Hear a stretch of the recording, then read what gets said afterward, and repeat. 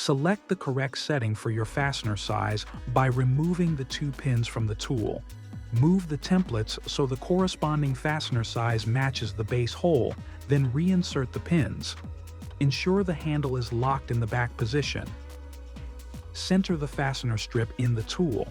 The fastener strip should fit snug and have equal distance between both ends of the tool. Insert the belt into the tool, ensuring that the belt is pressed all the way against the back of the fastener. Double-check that the belt is centered on the fastener. This can be done by measuring the distance from the edge of the fastener to the edge of the belt on each side. Depress the cam levers. To decrease the clamping pressure, turn the lever counterclockwise.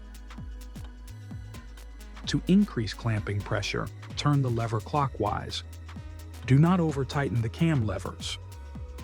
When the cam lever is depressed with adequate pressure, the fastener should sit upright. Using the Alligator Staple Gold Class driver, depress the trigger 2 to 3 times in each guide block.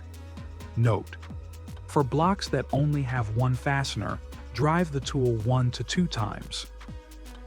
When performing the initial drive, follow the preferred sequence: center, outer, middle. The staples will now be partially clinched. Squeeze both release handles. Move the handle from its initial position into the finishing position. Deliver 2 to 3 final drives with the Gold Class driver, moving from left to right across the tool. Remember to drive the tool only 1 to 2 times for guide blocks that do not have 2 fasteners. Return the handle to the initial position and press it down to lock it. Release the cam levers and remove the belt from the tool. Using belt nippers, notch the belt at a 45-degree angle.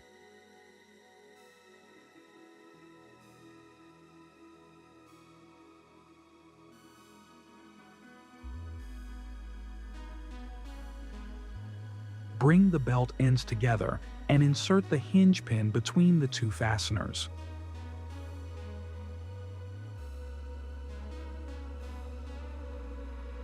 If a retaining washer is used, place it on the hinge pin and crimp it with pliers.